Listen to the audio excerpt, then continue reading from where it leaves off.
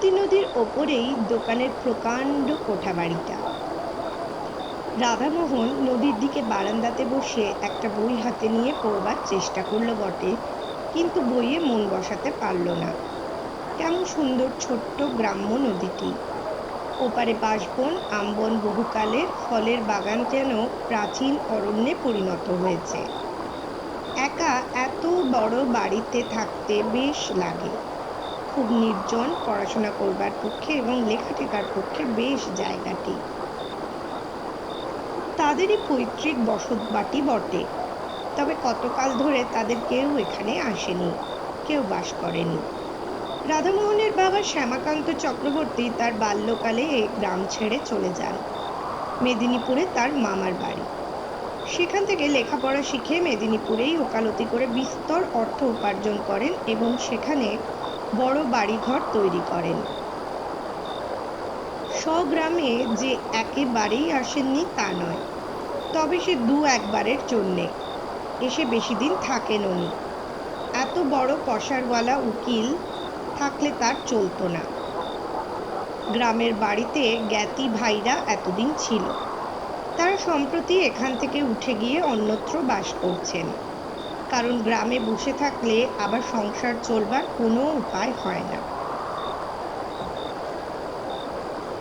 যা কিছু জমি জমা আছে, না দেখলে আর থাকে না। বাড়িটারও একটা ব্যবস্থা করতে হয়, নইলে বাড়িঘর সব নষ্ট হয়ে যাবে। রাধামোহন নিজে গত বৎসর ওকালতি পাশ করে পরলোকগত পিতৃদেবের পসারে বসেছে। এবার দেশের চিঠি পেয়ে পুজোর ছুটিতে একাই গ্রামে এসেছে বাড়িঘর এবং জায়গা জমির একটা বিলি ব্যবস্থা করতে। পাশের বাড়ির বৃদ্ধ ভৈরব বাড়ুজ্যে দুদিন খুব দেখাশোনা করেছেন। তিনি জোর করে তার বাড়িতে রাধামোহনকে নিয়ে গিয়ে কদিন খাইয়েছেন, নইলে রাধামোহন নিজেই রেঁধে খাবে পৈতৃক ভিটেতে, এই ঠিক করেই এসেছিল। ভৈরব বাড়ুজ্যের বড় ছেলে কেষ্ট এসে বলল, দাদা চা খাবেন? আসুন। তুই নিয়ে আয় কেষ্ট এখানে, বেশ লাগছে সন্ধেবেলাটা নদীর ধারে। গ্রামের সবাই অবশ্যই আত্মীয়তা করছে, ভালোবেসেছে। বৃদ্ধ লোকেরা বলছে, আহা তুমি শ্যামকান্তদার ছেলে, কেন হাত পুড়িয়ে রেঁধে খেতে যাবে? আমরা তো মরিনি এখনো, এসো আমাদের বাড়ি। রাধামোহন সকলের কাছেই কৃতজ্ঞ। কেষ্ট চা দিয়ে কিছুক্ষণ গল্প করে চলে গেল। তারপর রাধামোহন আবার একলা। অন্ধকার রাত্রি, মধুমতির জলে তারা ভরা আকাশের ছায়া পড়েছে। রাধামোহন বসে বসে ভাবছে, এই বড় বাড়িটা ঠাকুরদাদা তৈরি করেছিলেন কেন এখানে? সেকালে পুলিশের দারোগা ছিলেন তিনি, অনেক পয়সা রোজগার করেছেন বটে, কিন্তু বৈষয়িক বুদ্ধি ছিল না। এই বন জঙ্গলে ভরা গ্রামে কেউ পয়সা খরচ করে বাড়ি করে? কি কাজে আসছে এখন? আচ্ছা, সুরকির কলওয়ালা বাড়িটা নেয়, তাহলে পুরনো ইটের দরে বাড়িটা বিক্রি করা যায়।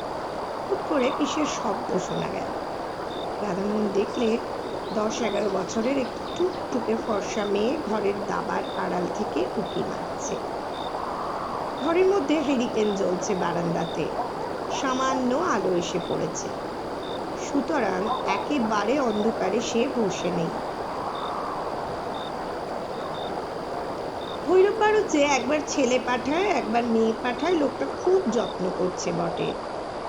এবারে মেয়েটি সংকোচের সঙ্গে বাইরে এসে দাঁড়ায়। তার নাম লক্ষ্মী, কিন্তু সে গান জানে না। তাহলে বিয়ের বাজারে লক্ষ্মীকে নিয়ে বড় মুশকিল। কিন্তু অসুবিধা নেই, বালিকা রান্না করতে জানে, এবং সেটা একটা বড় ভালো গুণ। সে সব কিছু রান্না করতে জানে।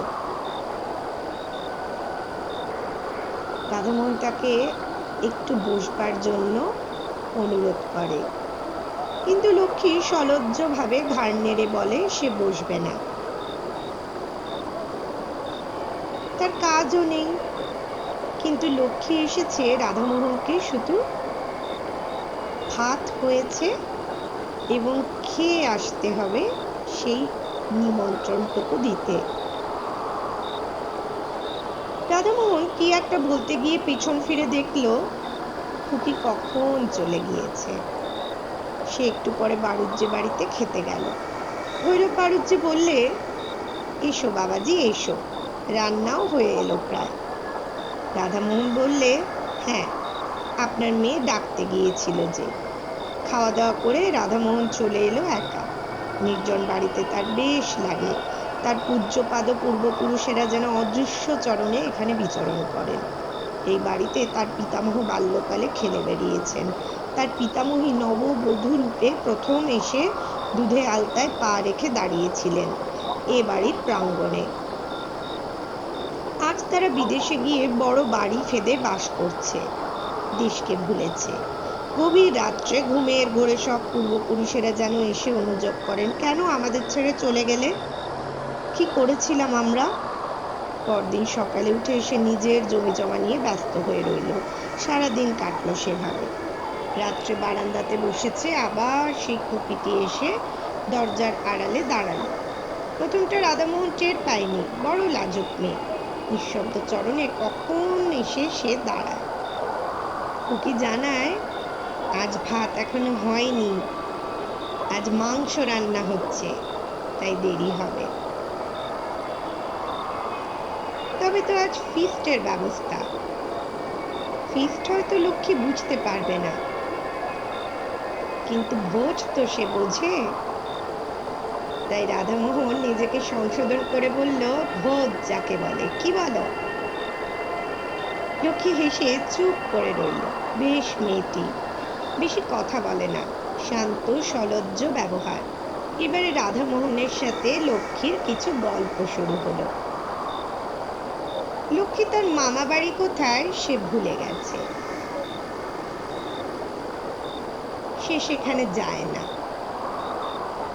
রাধামোহনের সে কথা শুনে বেশ হাসি পেল খুকির কথায়।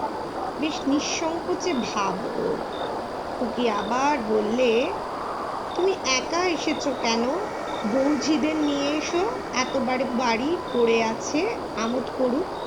রাধামোহন তো তাই চায়। কতকাল এ বাড়ি এমনই পড়ে আছে, কেউ পিদিম দেয় না। এই কথাটা লক্ষ্মীর মুখে শুনে রাধামোহনের আশ্চর্য লাগলো। এতটুকু মেয়ের মুখে এমন কথা, পাকা গিন্নির মতো। ও কৌতুকের সঙ্গে বললে, তোমার তাতে খারাপ লাগে নাকি খুকি? সে বললে, বাহ, লাগে না? তোমরা সবাই এসো, বাড়িতে শাক বাজুক, সন্ধ্যের পিদিম দেয়া হোক। কথা শেষ করেই সে ব্যস্তভাবে বললে, তোমার খুব খিদে পেয়েছে না? বড্ড রাত হয়ে গেল। কিন্তু রাধামোহনের কাছে আবার বেশি রাত কোথায়। কিন্তু খুকি জানে রাধামোহনের সকালে খাওয়া অভ্যেস। সে জানলো কি করে? ভস্ফুট হাসির সুর মাত্র শোনা গেল, কিন্তু কোনো উত্তর এলো না। একটু পরে মাথা দুলিয়ে দুলিয়ে খুকি বলল, ভালো লাগে, বড্ড ভালো লাগে। রাধামোহন ওর দিকে চেয়ে বললে, কি ভালো লাগে খুকি? এই যে তুমি এসেছো, কেউ তো কখনো আসে না বাড়িতে, তুমি যাও। মাংস রান্না হয়ে গিয়েছে।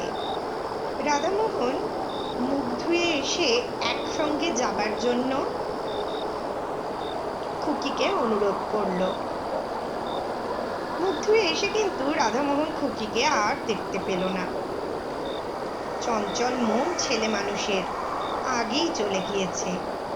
বেশ খুকিটি, কেমন পাকা পাকা কথা বললে, হাসতে হাসতে প্রাণ যায়। ভৈরব বাড়ুজ্যে ওকে দেখে বললে, এসো এসো বাবাজি, এই তোমায় ডাকতে পাঠাচ্ছিলাম। আজ একটু বেশি রাত হয়ে গেল, একটু মাংস নেওয়া হলো আজ। বলি, রোজ রোজ ডাল ভাত ওরা খেতে পারে না। আমার বাড়ি আজ দুদিন খাচ্ছে, সে আমার ভাগ্যি, নইলে ওদের অভাব কি। তাই আজ। রাধামোহন সলজ্জভাবে বললে, না না, সে কি কথা, যা জুটবে তাই খাবো। পর ভাবেন নাকি কাকা, আমি যে বাড়ির ছেলে। পরদিনও আবার খুকি সেই সন্ধ্যার সময় এসে হাজির। রাধামোহন নাকি খুকির কথাই ভাবছিল। খুকি হেসে বললে, আমার কথা? খুকি ছেলে মানুষই ভাবে ঘাড় দুলিয়ে দুলিয়ে হেসে বললে, কেন আমি জানি। রাধামোহন বলে, তুমি জানো? খুকি বলে, জানি, কিন্তু বলবো না। রাধামোহন আজ খানিকটা সন্দেশ আনিয়ে রেখেছে খুকিকে দেবে বলে। অবশ্য আনিয়েছিল হরিনন্দীর চাকর অমূল্যকে দিয়ে, ইসলাম কাটির বাজার থেকে। ইসলাম কাটির সন্দেশ এ অঞ্চলে বিখ্যাত। অমূল্য দেখা যাচ্ছে গল্প করে বেরিয়েছে। রাধামোহন মনে মনে বিরক্ত হয়ে উঠল অমূল্যের উপরে। খুকিকে হঠাৎ খুশি করে দেবে সন্দেশ হাতে দিয়ে ভেবেছিল, সেটা আর হলো কই। তবু রাধামোহন বললে, না, তুমি জানো না খুকি। কি বলো তো? খুকি মৃদু হেসে বললে, জানি না। ওর হাসির মধ্যে এমন একটা বিজ্ঞতা আছে যে রাধামোহন আর কোনো প্রশ্ন করলে না এ নিয়ে। ও জানে ওর মৃদু হাসির মধ্যে দিয়েই সে কথা শোনা দেয়। অমূল্যটা আচ্ছা তো, পাড়াগাঁয়ের লোকের পেটে কোনো কথা থাকে? খুকি আবদারে সুরে বললে, কই দাও আমাকে সন্দেশ। রাধামোহন ব্যস্ত হয়ে ওকে সন্দেশ দিতে গেল, কিন্তু ওকে আর সেখানে দেখা গেল না। চঞ্চল বালিকা হঠাৎ চলে গিয়েছে। ওর ধরন বড় আশ্চর্য রকমের। আহারের সময় ভৈরব বাড়ুজ্যের বাড়িতে ও সন্দেশটা নিয়েই গেল, বললে খুকি বড় লাজুক। তখন চলে এলো। ওকে একটু এই ভৈরব বাড়ুজ্যে হেসে বললে, খুকি বুঝি তোমার কাছে গিয়েছিল? রোজই যায়, গল্প টল্প করে। তাই নাকি? হ্যাঁ, ও একটু লাজুক বটে, খুব ছেলে মানুষ তো। পরদিন সন্ধ্যায় খুকি নির্দিষ্ট স্থানটিতে এসে দাঁড়ালো বারান্দাতে। রাধামোহন বললে, কাল অমন করে চলে গেলে কেন তুমি? আমি ভারী রাগ করেছিলাম। কিন্তু খেয়েছিলে সন্দেশ? খুকি হেসে চুপ করে রয়েছিল প্রথমে, তারপর বলে উঠল, বারে, যখন তুমি বললে ওই তো আমার খাওয়া হয়ে গেল, পরক্ষণেই সে যেন স্নেহের সুরে বললে, তুমি এই এসেছো, আমার কত ভালো লাগছে। পিদিম জ্বলছে, বাড়িতে একা একা ভালো লাগে। শহরে যাবে? চলো না আমার সঙ্গে, চলো। আমার এখানেই ভালো। ওসব আমার ভালো লাগে বুঝি? বাহ, কত টকি ছবি, কত খাবার দাবার। ওকে, আমার তাই কি, তুমি আবার আসবে বলো? খুকি বলে। রাধামোহন বলে, আসবো নিশ্চয়, কেন আসবো না? খুকি অভিমানের সুরে বলে ওঠে, এতদিন তো আসনি, ভিটেতে সন্ধ্যের পিদিম জ্বলেনি তো। আচ্ছা আসি আজ। তুমি তো মঙ্গলবারে যাবে। রাধামোহন একটু আশ্চর্য হলো। মঙ্গলবারে সে যাবে বলেছিল নাকি ভৈরব বাড়ুজ্যেকে? ভৈরব কাল আবার বাড়িতে গল্প করেছে। তারপর দুদিন রাধামোহন বৈষয়িক কাজে অন্য গ্রামে গিয়ে রইল। সোমবার অনেক রাত্রে রিক্সা যোগে স্বগ্রামে ফিরল বটে, কিন্তু ভৈরব বাড়ুজ্যের বাড়ির কারো সঙ্গে এত রাত্রে আর দেখা করলে না। ঘরে চিড়ে ছিল, তাই খেয়ে রাত কাটালে। পরদিন সে যাবার জন্য তৈরি হচ্ছে। ভৈরব এসে বললে, কাল কত রাত্রে এলে, খেলে কোথায়? আমাদের ডাকা তোমার উচিত ছিল। তুমি তো ঘরের ছেলে, এত লজ্জা কারো কেন? ছি। রাধামোহন বললে, আপনার খুকিটিকে একবার ডেকে দিন না। বেশ বেশ, এক্ষুনি ডাকছি, দাঁড়াও। একটু পরে একটি 8 বছরের কালো মতো মেয়ের হাত ধরে ভৈরব বাড়ুজ্যে সেখানে নিয়ে এলেন। রাধামোহন বললে, এ খুকি তো নয়, এর দিদি। ভৈরব বাড়ুজ্যে বললে, এর দিদির তো বিয়ে হয়ে গিয়েছে, সে তো শ্বশুর বাড়ি আছে, তুমি তাকে দেখোনি। তবে আপনার বাড়ির অন্য কোনো মেয়ে? আমার বাড়িতে বাবাজি আর কোনো মেয়ে নেই, তবে অন্য কোনো মেয়ে, কিন্তু না, আর কোনো মেয়ে পাড়ায় নেই ও বয়সের। দুঘর তো মোটে ব্রাহ্মণের বাস। বয়স কত? রাধামোহনের হঠাৎ মনে পড়ে গেল, বললে ওর নাম বলেছিল লক্ষ্মী। লক্ষ্মী? সে আবার কে? কই, ও নামের মেয়ে তো এ গ্রামে নেই। তোমার শুনতে ভুল হয়ে থাকবে বাবাজি। শুনতে ভুল হতে পারে নামটা, কিন্তু সে খুকিটি কে সে তো আর ভুল হবে না। কই বাবাজি, বুঝতে তো পারলাম না। ও বয়সের ও নামের মেয়ে আমাদের পাড়ায় নেই ঠিকই। রাধামোহন চিন্তিত মনে বিদায় নিলে। আশ্চর্য ব্যাপার, খুকি আর দেখা করতে এলো না কেন? স্বগ্রাম থেকে ফিরবার 2 বছর পরে রাধামোহন তার পিসির বাড়ি গিয়েছে জব্বলপুরে। সেখানে পুরনো একটা ফটো অ্যালবাম খুলে দেখতে দেখতে একটি মেয়ের ফটো চোখে পড়ল। এই মেয়েটিকে সে যেন কোথায় দেখেছে, ঠিক মনে পড়ল না। পিসিমাকে ডেকে ফটোটি দেখাতে তিনি বললেন, একে তুই দেখবি কোথায়? ও তো আমার ছোট বোন, তোর ছোট পিসি। 12 বছর বয়সে মারা যায়। তখন তুই কোথায়? তোর মার বিয়েই হয়নি। আমরা তখন সব আমাদের গায়ের বাড়িতে থাকি।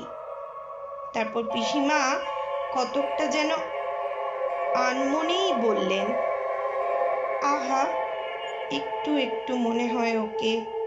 বেশ দেখতে ছিল। সে আজ 40 বছরের কথা। তারপর বাবাও দেশ ছেড়ে মেদিনীপুর চলে এলো। দেশের বাড়িতে আর যাওয়াই হয়নি।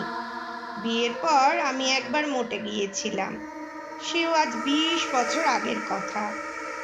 রাধামোহন অবাক হয়ে চেয়ে রইল অ্যালবামখানা হাতে করে। হঠাৎ মনে পড়তে বলল, কি নাম ছিল ছোট পিসিমার? পিসিমা উত্তর দিলেন, লক্ষ্মী। আশির চা, এই গল্পটা তোমার কেমন লেগেছে?